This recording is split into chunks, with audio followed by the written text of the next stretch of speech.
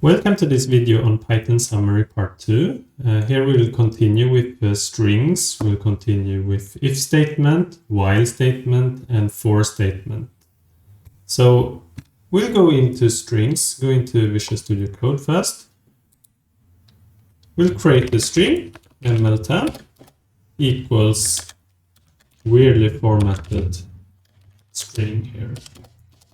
Let's do it like this. Actually do like that also. ml_tab, we see that we have this weirdly formatted string. A string is basically a list of characters, so we can do length of this string. ml_tab, we see that there's 22 characters. Okay, nice. And take type of string, type of ml_tab. ml_tab. We see that's a string. So we can do ml_term of, we can do the access operator. If we do 2, we'll get p, right? It's the third character. We can do slicing. So ml_term of, let's say 12 to the end. And we get this substring of the original string. So let's do something with our string. We can do ml_split.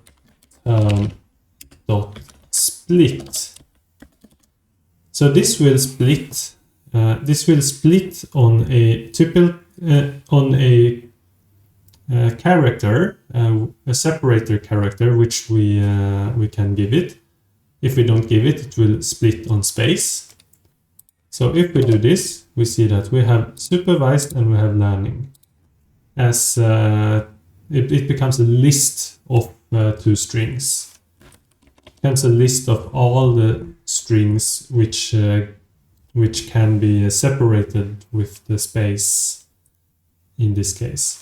So if we do like this, ml_term.split equals this, we can actually join it together again in order to remove all the excessive spaces in between. So we can join it. So this is this is just an empty string, but with the string there are string methods. So I can do .join on ml_term.split. We see that we have this word and these two strings join together. But we could join it together with a specific character. In this case, I want a space. So I get supervised learning. And I can assign it to ml_term. So if we do ml_term now, we have this one. And we can clean the string by doing ml_term.lower, and we have supervised learning. So this string is clean, and we could assign it back to ml_term if we wanted to. So this is a way of working with string, and we'll see if we have something else. We have so we have shown that we did some slicing, indexing. We can do some string, we can do different types of comparisons. We can actually do we can check in membership, for example. We could do like that. Let's see. I assign it back to ml_term. Equals this, so ml_term. So let's see if I want to check that another string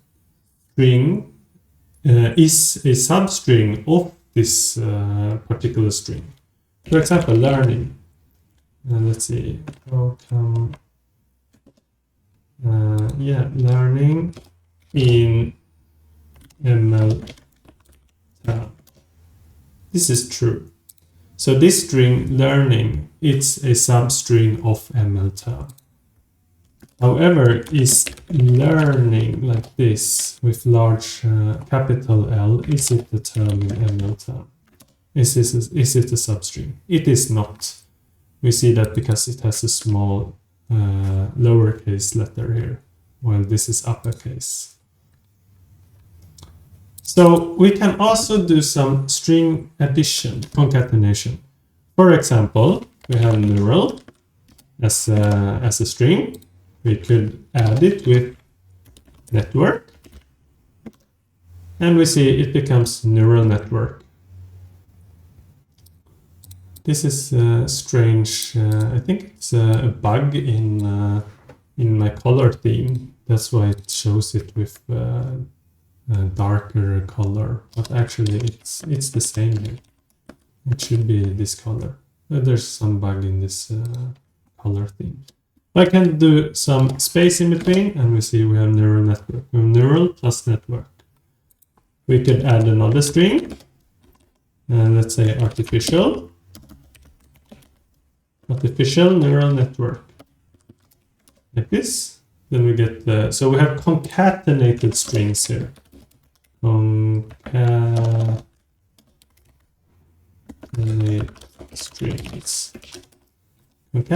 strings.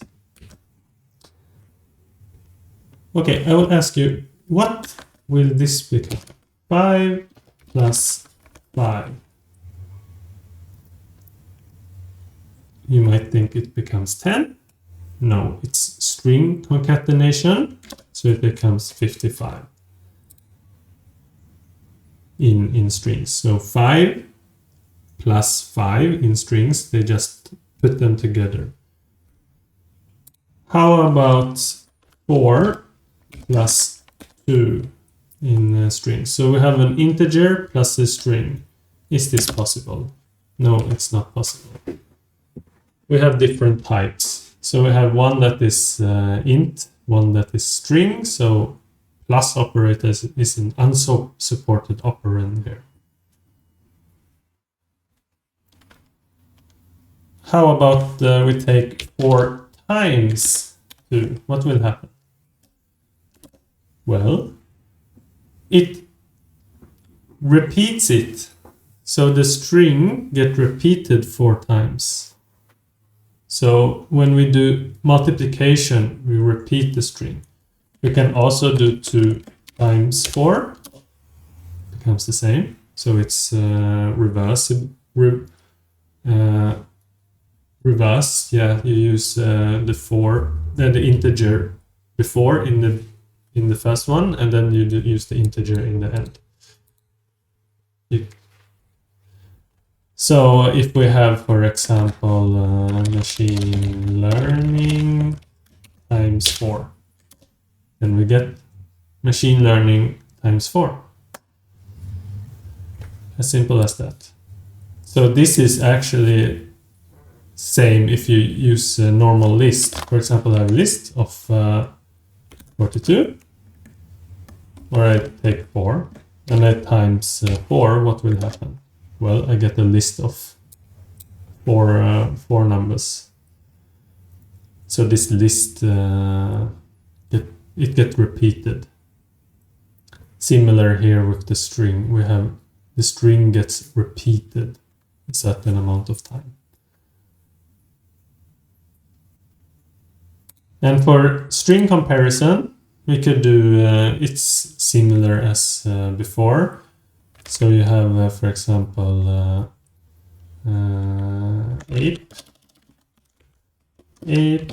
equals 8. Yeah, false. 8 equals 8. That is true.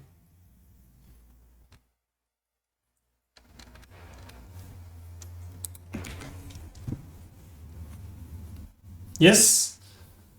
Then we move on to, so this was string, and we can move on to if statement. So we could say, we can have an if statement, predicted probability equals 0.8. So we have hard-coded this, but this could be from a machine learning algorithm, for example. But we have predicted that this should be a dog with probability 0.8. However, Do we want to say that this is a dog or this is a cat? Then we should choose, we can choose a probability where the cutoff should be. So for example, if predicted probability, if this is larger than 0.5, then we say that our prediction, ypred, is 1, else our ypred equals 0. So then we predict it to be either a dog or not a dog, or something else. It doesn't have to be this example. So then we could do like this. So for now, we know that ypred will become 1, right? Because we have hard-coded predicted probability as 0.8. However, we can, so this is a normal if-else statement. We could do an one line if-else statement. So in other languages, we have the ternary operator, right? We have, usually it's question mark and colon. And here it's similar, but we use the words, we use the if and else. So prediction equals positive if ypred, else negative. Because ypred will be either 1 or 0. So if it's 1, then it is true. This will evaluate to true. And if this is true, it will become positive. Otherwise, it will become negative. So the prediction in this case is positive. So you see that it's very legible in Python. It's kind of like English. And yeah, you can do a nice F-stream based on this if you want. You can have a prediction for dog with probability of predicted probability. Positive prediction for dog with probability of 0.8. Now we take another example with if, elif, and else. So let's see accuracy. Let's say that this is, we take it as an input from the user because we haven't showed input before. So let's do that. Input, give your model's accuracy. Let's do this, colon. So if I run this one, I type 0.5 and then accuracy, type it out, accuracy is 0.5. It takes the value from this input. So let's do an if statement. If accuracy is larger than 0.9, we can say that model performance equals good. Elif accuracy larger than 0.6, model performance equals moderate. Else model performance equals bad. And let's check the model performance here. Equals here. We run it and we say 0.3 and yeah, it's not supported between instances of string and float. Because this one will give you a string, which you could see here, accuracy, it gives a string. So we have to type convert it. We convert it to float in this case. Actually, you could use some try except also in order to make the input valid, but I will skip it here. So 0.3 bad, 0.8 yeah, moderate. Okay, good. So this is if, elif, else statement, and you can also nest is if statement. So if statement inside of other if statements. And we've shown if else statement. We have shown the one line if else statement. So moving on to while statement, it's basically, you can see it as an if loop. So kind of a condition that needs to be, that it will be evaluated each time. So let's do an example here.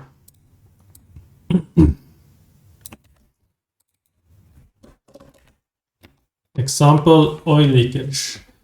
So there's an oil leakage causing the bird population in Ireland to 1/2 in each year. So it decreases by 1/2. From start, there were 80,000 birds. How many years does it take for it to have 1/10 remaining? So in contrast to for statement, in while statements, you usually use while when you don't know in beforehand how many iterations that is needed. So it's based on this condition. So let's start with some setup. So birds, we have 80,000 in the beginning. Here it was 0 in the beginning. So while birds is larger than 80,000, so this birds variable, it will change each time. So we start with 80,000. While this is, or when it's larger than 8,000, then it's 1/10 of the beginning, right? So we can do like this. Birds divided equals 2. So this is also an assignment operator. So we have division equal. So this is similar to, this is same as birds equal birds divided by 2. So this is shorthand to write this. So then we have year plus equal 1, because we increase the year each time we have the birds. So let's print this out. Year. Okay, it took 4 years. And let's do the printing a little bit more pedagogical. So print, fstring, year, there were birds. So year 0, there were 80,000, 40,000, 20,000, and 10,000. And we know that there aren't any floating birds. We cannot have 40,000.1 birds or 0.5 birds. So we round this. We remove the fraction. So 0.0f, this is a f-string formatting. So through this, we remove the .0 here.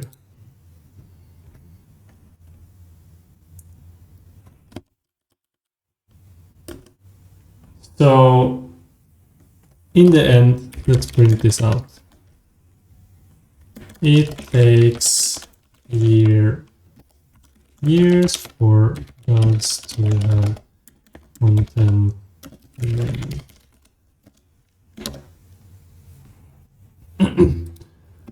So in contrast to, as I said before, in contrast to for statement, here we don't know how many iterations we need. We only know that it's based on this condition. So this will run, this statement will run, this statement will run, and this statement will run. Then it evaluates again if this is true or not. As long as it's true, 5, 6, 7 will run again. And then we evaluate once again until this becomes false. Then the loop will end. Okay, so that was while statement. Let's move on to for statement. So I'll copy this from from my lecture note. So now we have two lists. As I've shown a little bit of for statements in the last lecture already, I'll use it in a little bit more advanced way, I think. But I have already shown, for example, list comprehension, dictionary comprehension, so I won't show that again. And I won't show the easiest way of looping through lists or tuples.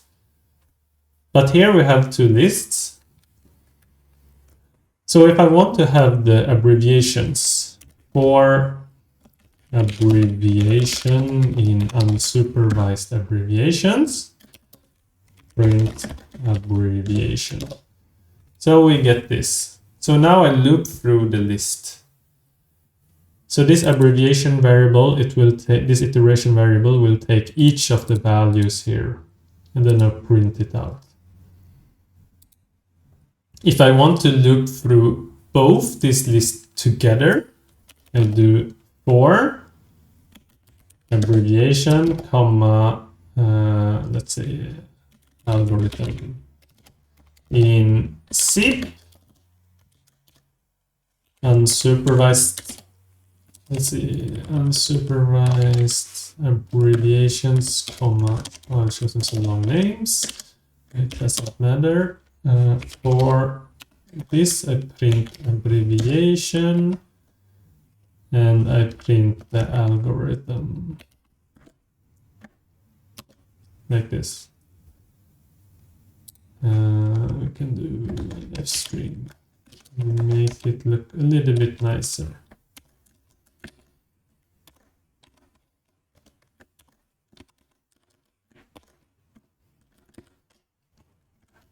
Okay, now it looks the same.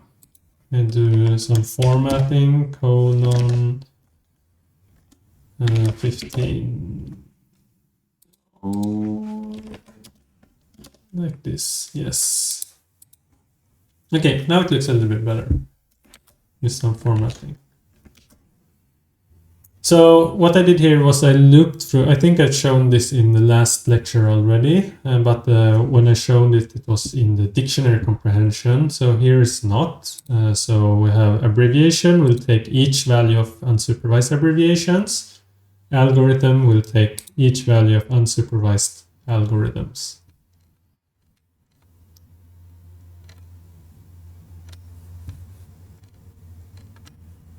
Yes. One more thing I want to show is when you want to have the index also. So usually people that come from other languages do this. For I in range abbreviation, let's see,